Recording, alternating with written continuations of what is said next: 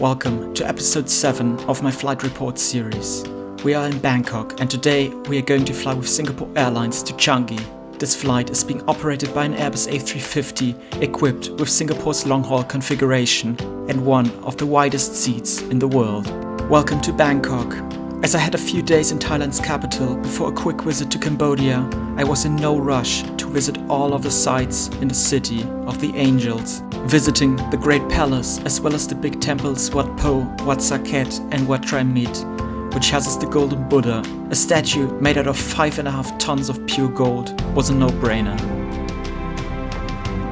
Of course, I had to do a little boat tour on the Chao Phraya, Thailand's most important and probably dirtiest river.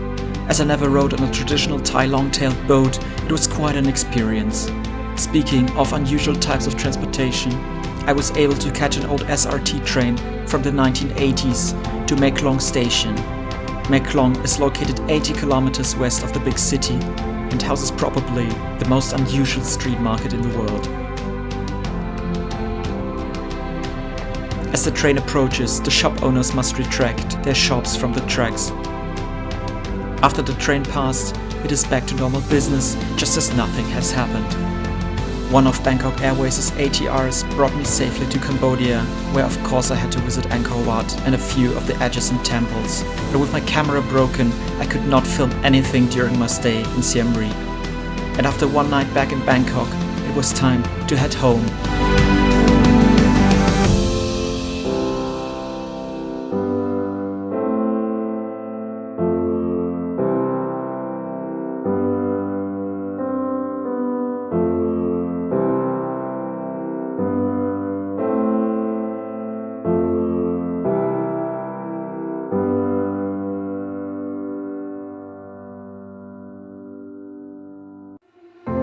My ride to Suvarnabhumi airport in the following morning was like every car ride in Bangkok, hectic. But we made it to a beautiful decorated terminal where check-in hadn't even started yet. As some people were already waiting in front of me, check-in took some time. However, I made up for the lost time at an empty security lane.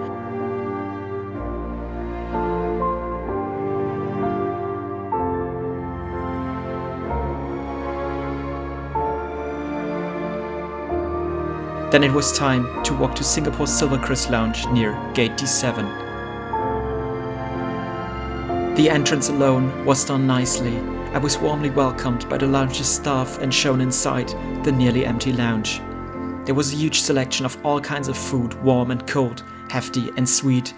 Cold and hot drinks were available next to it. The highlight were a dozen freshly opened coconuts.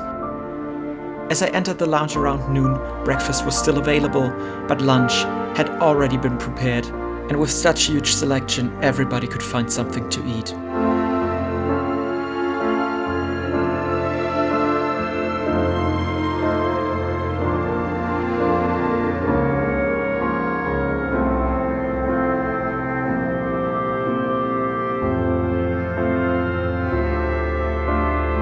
There was a bar in the center where all alcoholic beverages were served and you could also get more snacks. That is where the free signature cocktails were shaken. Although it was past noon, I had to try a Silver Crisp Sling Bangkok, a variant of the famous Singapore Sling. It was delicious, although I still enjoy the classical one more. But nonetheless, it is an outstanding service considering this is a non-hub lounge.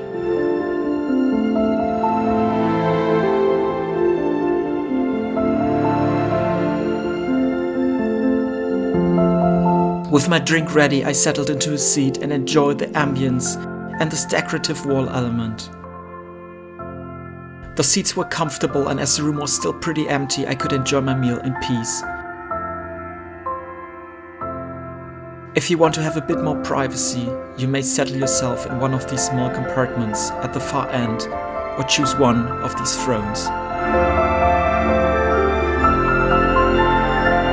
The pre-flight experience alone was amazing. I really enjoyed my time here, and it was almost a pity leaving. Outside, it was the usual buzzing as I walked a few meters to my gate. My aircraft was waiting already, Singapore's A350 looking as stunning as ever. This, in fact, was the first one delivered to the airline, Niner Victor, Sierra Mike Alpha.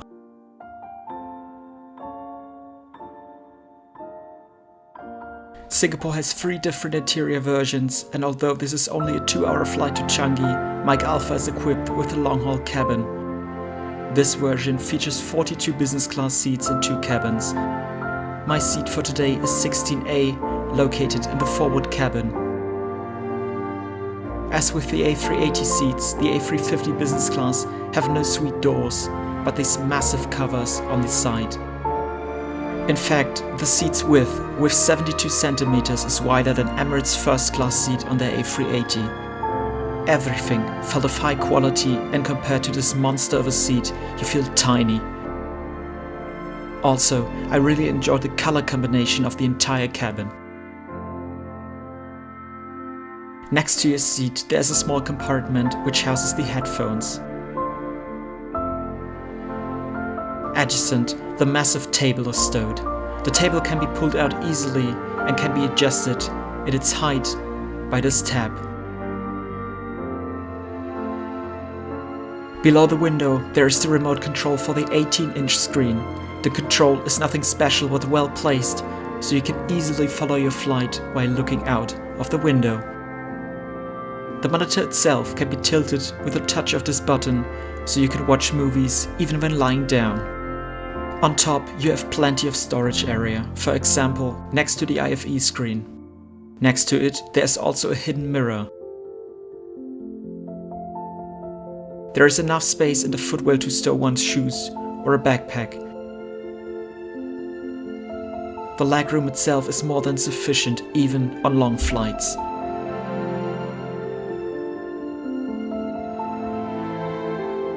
To light up your world, Singapore installed reading lights next to the headphone jack. On the other side, you find this crazy looking triple light. All in all, the seat is very comfortable and can also be flipped to create a 198 centimeter long bed for a good amount of sleep during long flights. With a warm welcome from both the captain and the cabin crew, we began our journey to Singapore.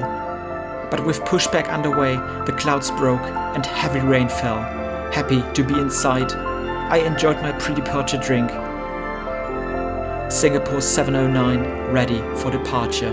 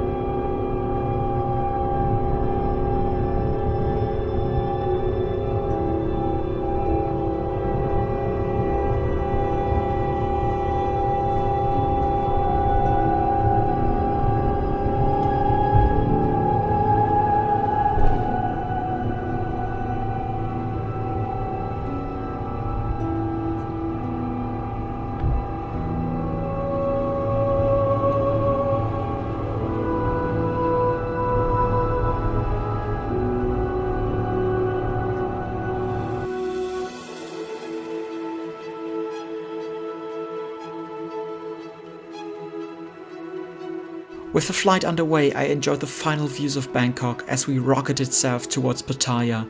As soon as the fasten seatbelt signs were extinguished, I received my pre-selected departure drink, and soon after, my meal.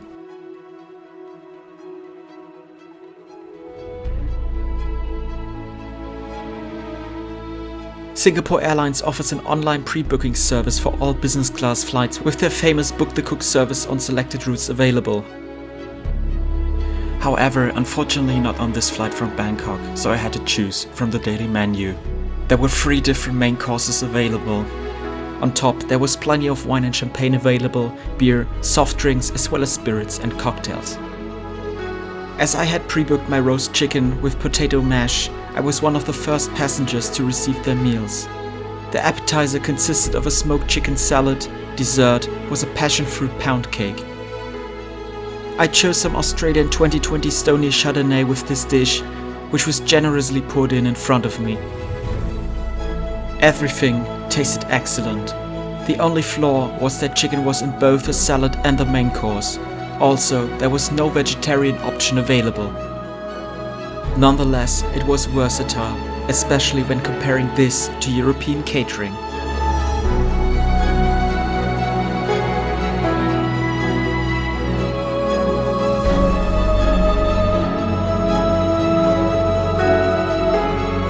Free lavatories are available for business class passengers. They are standard, nothing really special. Amenities like razors or toothbrushes can be found even on shorter flights like this. Amenity kits are available on request. They are not distributed by default, which I approve of. Small cotton hand towels can be found instead of paper ones, and hand soap, as well as an eau de toilette, is provided. Reusable hand towels and the few amenity kits used are a good sign against the enormous amounts of waste generated during a flight. This cuts costs massively and not on the expense of the passengers. Well done, Singapore.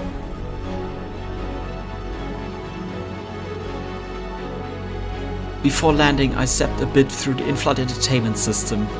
In front of you, there is an 18-inch high-definition screen installed.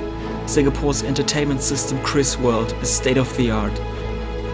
You can choose between up to 1,000 movies, TV series, music, as well as games and audiobooks, so you never get bored during a stay on board. The layout is simple and efficient. Large icons show you what is going on. There's a digital in-flight menu available and a kids zone for the small guys. Panasonic's Voyager 3D in-flight map provides all the necessary information of your flight and also offers a head-up display mode, which I loved. Unfortunately, no outside camera views are available. One drawback about the screen is that it has no touch capability, although it is conveniently installed within arm's reach. Last but not least, let me talk about Singapore's outstanding flight crew. They deserve to be mentioned separately because they were heartily and friendly, but at the same time professional. I asked them if it was possible to film on board, and the purser told me he would be offended if I did not. The entire team showed what Singapore has to offer from the moment I stepped on board. They even made it possible to visit the flight deck after landing and took their time to take some photos. What an amazing experience. And speaking of experience, you can now watch all Flight Report episodes on my newly designed website. You can find the link in the description below.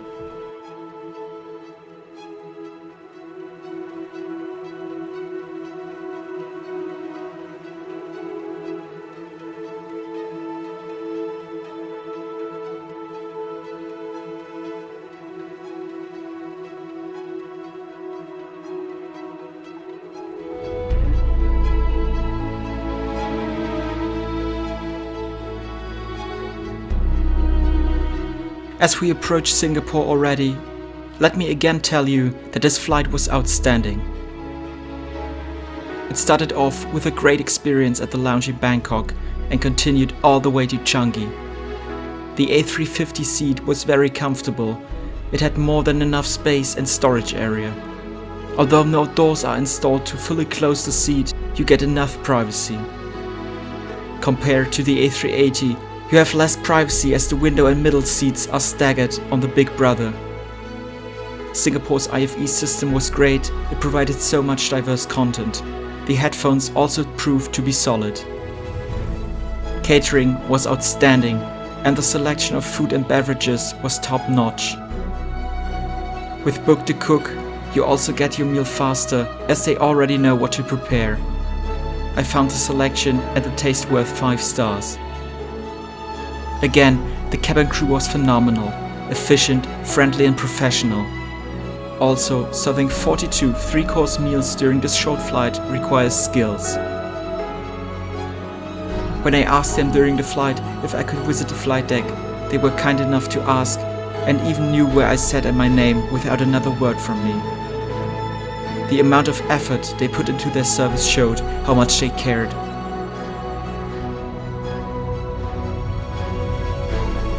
With landing in Singapore, all there is to say, thank you for following along. Stay safe and always happy landings.